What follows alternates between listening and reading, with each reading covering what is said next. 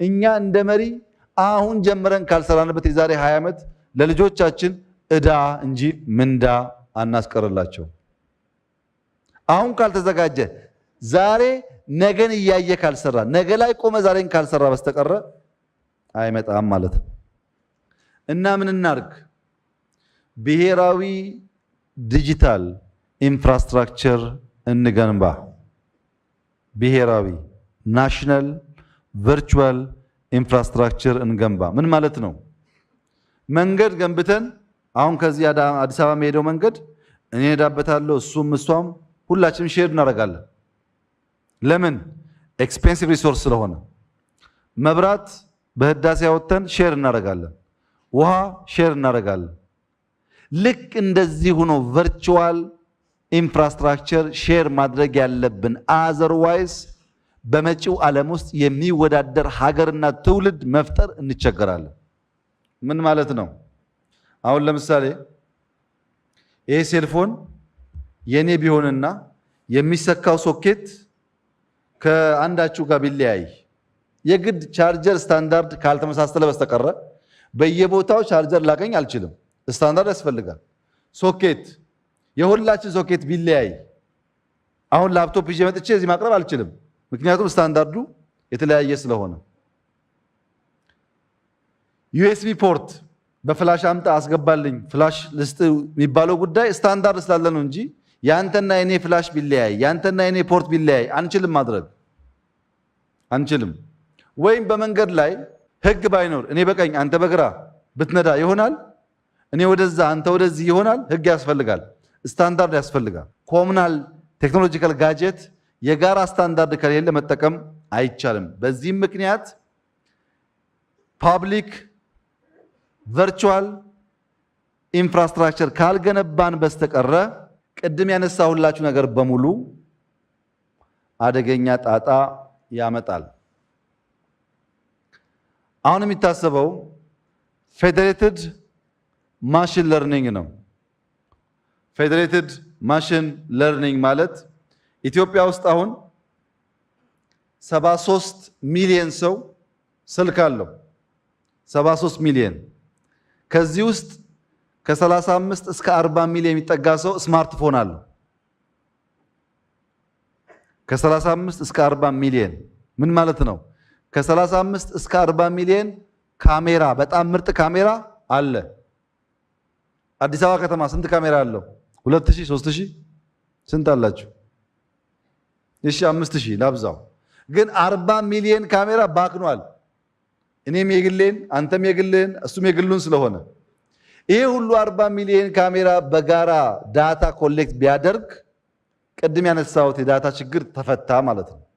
ሁለተኛ ሚሞሪ፣ በጣም ከፍተኛ ሚሞሪ ያላቸው ስልኮቹ እያንዳንዱ ያለው በጣም ከፍተኛ በጊጋዋት የሚለካ ነው ፓወሩ።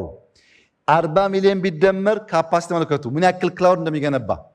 አንዳንድ ሰው ፎቶ ያስቀምጥበታል፣ አንዳንድ ሰው ዳታ፣ አንዳንድ ሰው ምናምን። ግን ቨርቹዋሊ ኮኔክትድ ቢሆን የጋራ ቢሆን እንደ ሀገር 40 ሚሊዮን ስማርትፎን ማለት በጣም በጣም ከፍተኛ ነገር።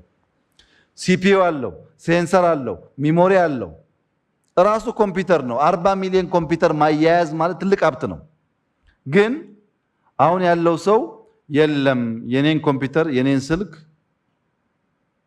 ካንተ ጋር አላገናኝም፣ የኔን ዳታ ካንተ ጋር አላገናኝም የሚል ቲንኪንግ አለው። የኔን ዳታ የኔን ስልክ ለብቻዬ እንጂ በቨርቹዋል ኢንፍራስትራክቸር ማያያዝ የለብኝም ካሉ ምን ማለት መሰላችሁ? መንገድ ኢራ የሚሰራው ስለሚያስጠላኝ የራሴ ሃይዌይ ሰርቼ ነው መኪና የሚነዳው እንጂ የእናንተ መንገድ አልጠቀምም ማለት ነው። ኦር ይሄ በቧንቧ ውስጥ የሚመጣ ውሃ አልፈልግም፣ ከጓሮ ውሃን ቆፍሬ የራሴን ውሃ ጠጣለሁ ማለት ነው። ኦር የህዳሴ ግብፅ ጭቅጭቅ ያለበት ኢነርጂ አልፈልግም፣ የራሴን ኢነርጂ አምርቼ ለቤት ይጠቀማለሁ ማለት ነው። ይቻላል? ሰው የራሱን ውሃ፣ የራሱን መንገድ፣ የራሱን መብራት፣ የራሱን መድኃኒት በራሱ አምርቶ እንደማይጠቀመው ሁሉ የኔ የሚባል ዳታ የለም። ወደ ክላውድ አስገብተን ናሽናል ሪሶርስ ካላደረክ በስተቀረ በጣም ጉዳት አለው።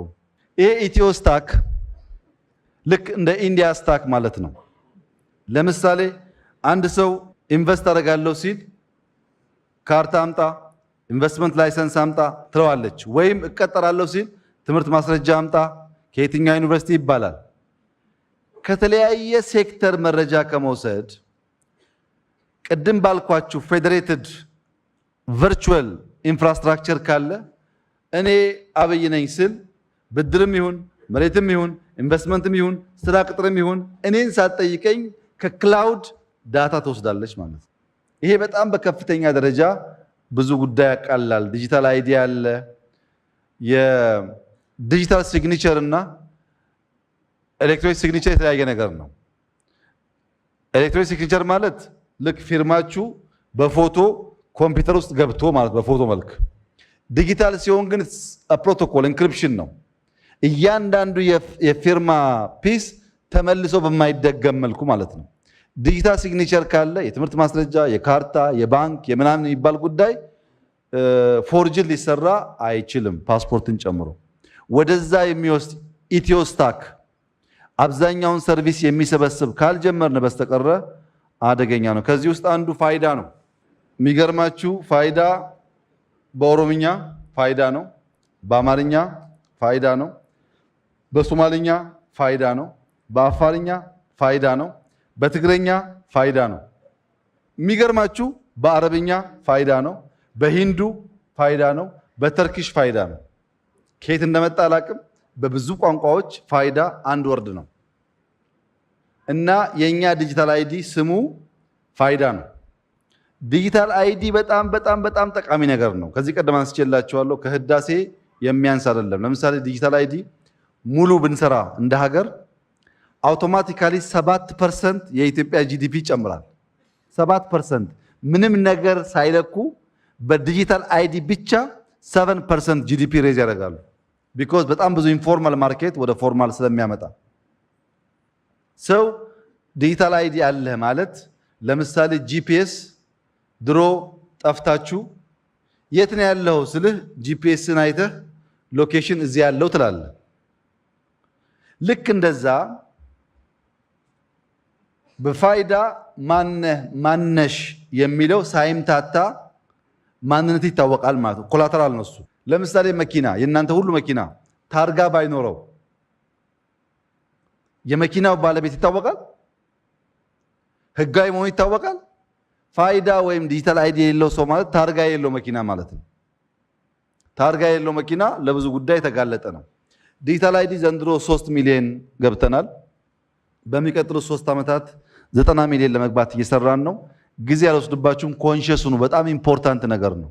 አሁን ያለው የካርታ ማጭበርበር፣ የባንክ ማጭበርበር፣ የምናምን ማጭበርበር ሁሉ መልክ የሚይዘው ዲጂታል አይዲ ሲሰራ ነው። ይሄ የመተማመኛ ስርዓት ነው። ሶሻል ካፒታል ቢልድ ያደርጋል። የሰዎች እንቅስቃሴ የሰዎች ምናምን ያለ ጋዜጣ ያጠፋል። በብዙ ነገር ጠቃሚ ነው። አሁን ኢትዮጵያ ውስጥ ጥናት ተጠንቶ ነበር። የተቋቋመ ግብረ ኃይል አለ። አሁን የተመዘገበ ስርዓት በ89 ተቋም ውስጥ 621 ሲስተሞች አሉ። ገና የታቀዱ ደግሞ በ80 ተቋም ውስጥ 418 ሲስተሞች አሉ። በ83 ተቋም ውስጥ 118 ዳታ ሴንተር አለ። አንዳንዱ 5%፣ አንዳንዱ 10%፣ አንዳንዱ ምናምን ፐርሰንት። በቃ አቢዩዝ ነው። አሁን የሚታቀደው ደግሞ በጣም ብዙ ነው። የአይሲቲ ሰራተኞች በ71 ተቋም ከ550 በላይ አሉ።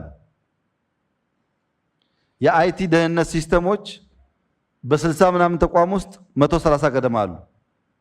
ፖሊሲዎች፣ አሰራሮች፣ ኮምፒውተሮች በጣም በርካታ ናቸው። የተበተነ አዲስ አበባ ውስጥ አንደኛው ክፍለ ከተማ ያለው ሌላኛ ጋር ዱፕሊኬትን ነው። በሀገር ደረጃ ጤና ያለው፣ ትምህርት ያለው፣ ሳይንስ ያለው የተበተነ ነው።